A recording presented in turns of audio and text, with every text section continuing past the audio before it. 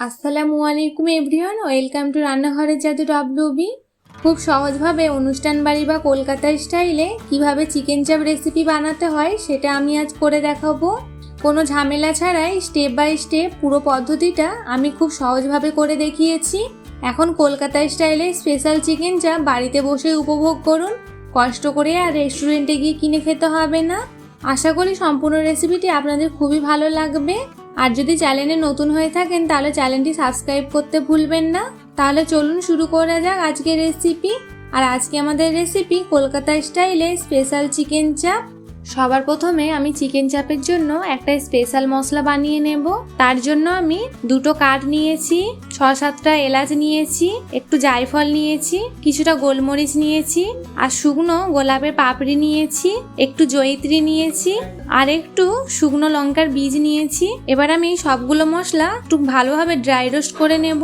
তার জন্য একটা কড়া গরম করে আমি প্রথমে কাঠ, জয়িত্রী, এলাচ, জায়ফল আর গোলমরিচটা দিয়ে দেব। আর লঙ্কার বীজ আর গোলাপের পাপড়িটা আমি একটু পরে অ্যাড করব। এটা খুব ভালোভাবে একটু নেড়ে চেড়ে একটু ভালোভাবে ভেজে নিতে হবে। ভাজা হয়ে আসলে এবার লাস্টে আমি গোলাপের পাপড়ি আর শুকনো লঙ্কার বীজটা দিয়ে দেব। কয়েক সেকেন্ড নাড়াচাড়া করে এবার আমি নামিয়ে নেব। আমি একটা প্লেটে ঢেলে নিলাম। এবার এটা ঠান্ডা হয়ে গেলে আমি এটা গুঁড়ো করে মশলাটা বানিয়ে নেব। আর এদিকে আমি একটা বাটির মধ্যে আমি 70 গ্রামের মতো কাজু, 2 চামচ চালমগজ আর 2 চামচ পোস্ত, এবার কিছুটা পানি অ্যাড করে আমি এটা 10 মিনিটের জন্য এভাবে ভিজিয়ে রেখে দেব। আর 10 মিনিট পরে আমি এটার একটা পেস্ট বানিয়ে নেব, যেটা আমি চিকেন চাপে ম্যারিনেশনের জন্য ব্যবহার করব। এবার আমি চিকেনটা ম্যারিনেট করে নেব। তার জন্য আমি এরকম দুটো বড় সাইজের লেগ পিস নিয়েছি আর এভাবে একটু কাট লাগিয়ে নিয়েছি, তাহলে মশলাটা খুব ভালোভাবে ভেতরে ঢুকে যাবে। আপনারা চাইলে চিকেনটা কম বেশি নিয়ে নিতে পারে। এবার আমি ম্যারিনেশনের জন্য 1.5 চামচ আদা রসুন বাটা, 1.5 চামচ কাঁচা লঙ্কা বাটা আর হাফ বাটি টক দই,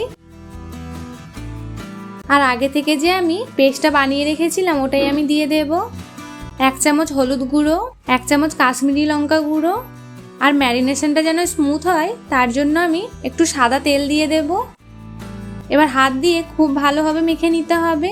নুনটা আমি এখন ব্যবহার করলাম না, পরে ব্যবহার করব।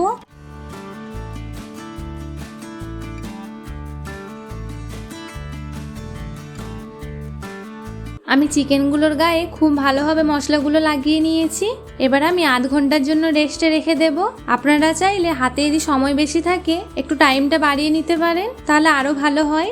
ততক্ষণে আমি বেরেস্তাটা করে নেব। তার জন্য একটা কড়া বসিয়ে আমি পরিমাণ মতো তেল দিয়ে দিলাম আর 2 চামচ ঘি অ্যাড করলাম। আর 4-5টা পেঁয়াজ আমি খুব ভালোভাবে কুচি করে কেটে রেখেছিলাম, ওই পেঁয়াজটাই আমি দিয়ে দেব। খুব ভালোভাবে নেড়ে চেড়ে একটু লাল লাল করে ভেজে নিতে হবে। দেখুন খুব সুন্দর একটা কালার চলে আসছে। আমার বেরেস্তাটা একদম পারফেক্টলি ভাজা হয়ে গেছে। এবার আমি তেল ঝরিয়ে তুলে নেব।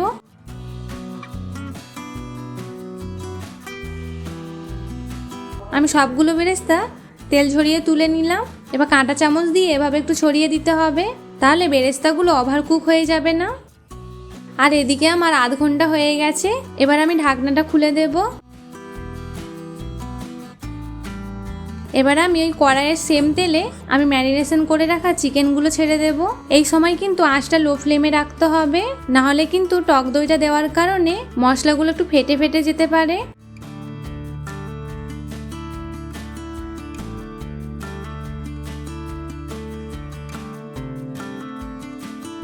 খুব ভালোভাবে নেড়ে চেড়ে ততক্ষণ পর্যন্ত কুক করে নিতে হবে যতক্ষণ না চিকেনটা পারফেক্টলি কুক হয়ে যাচ্ছে। আমি এই স্টেজে দিয়ে দেব পরিমাণ মতো নুন। এবার নেড়ে চেড়ে একটু খুব ভালোভাবে মিশিয়ে নেব। আর ততক্ষণে দেখুন চিকেন থেকে কিন্তু পানিটা ছেড়ে দিতে শুরু করেছে। আপনারা চাইলে ঢাকা দিয়েও কুক করে নিতে পারেন। আমি একটু ঢাকা দিয়ে দিলাম।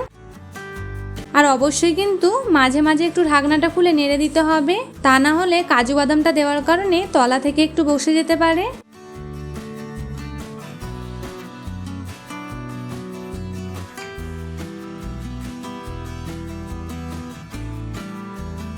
আবারও আমি ঢাকা দিয়ে দেব আর খুব ভালোভাবে চিকেনটা আমি কুক করে নেব।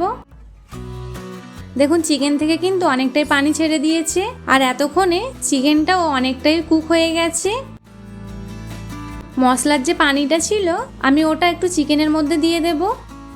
আপনারা কম বেশি গ্রেভিটা রাখতে পারেন আপনাদের ইচ্ছে মতো।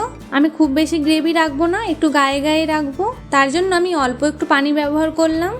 এবার আমি এই স্টেজে আগে থেকে যে পেঁয়াজের বেরেস্তা করে রেখেছিলাম ওটাই আমি দিয়ে দেব। দেওয়া হয়ে গেলে 1 চামচ গোলাপ জল, 1/2 চামচ কেওড়া জল আর অল্প একটু চিনি ব্যবহার করব, তাহলে চিকেন চাপের মধ্যে একটা খুব সুন্দর টেস্ট আসবে। এবার আমি আগে থেকে যে মশলাটা বানিয়ে রেখেছিলাম ওটাই আমি উপর থেকে দিয়ে দেব। খুব ভালোভাবে নেড়েচেড়ে একটু মিশিয়ে নিতে হবে। আর মেশানো হয়ে গেলেই এভাবেই একটু রেখে দেব চিকেনটা কুক হওয়ার জন্য, আর ঢাকা দেওয়ার প্রয়োজন নেই। দেখুন কিছুক্ষণ পরে গ্রেভিটা একদম কমে এসেছে, এরকম গায়ে গায়ে কষা হয়ে গেলে এবার আমি নামিয়ে নেব। এতক্ষণেও কিন্তু চিকেনটা একদম পারফেক্টলি কুক হয়ে গেছে। এবার আমি পরিবেশন করে দেখাচ্ছি।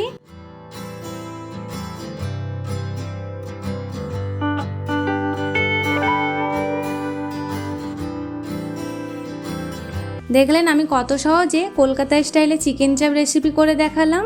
আপনারাও খুব সহজে বাড়িতে এভাবে বানিয়ে নিতে পারেন, আর টেস্টটাও খুব সুন্দর আসে। আশা করি আমার এই সম্পূর্ণ রেসিপিটি আপনাদের খুবই ভালো লাগবে।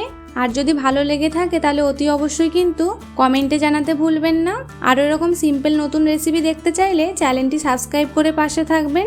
দেখা হবে আবার কোনো এক পরের রেসিপিতে। ততক্ষণ সবাই ভালো থাকবেন, সুস্থ থাকবেন। আল্লাহ হাফিজ।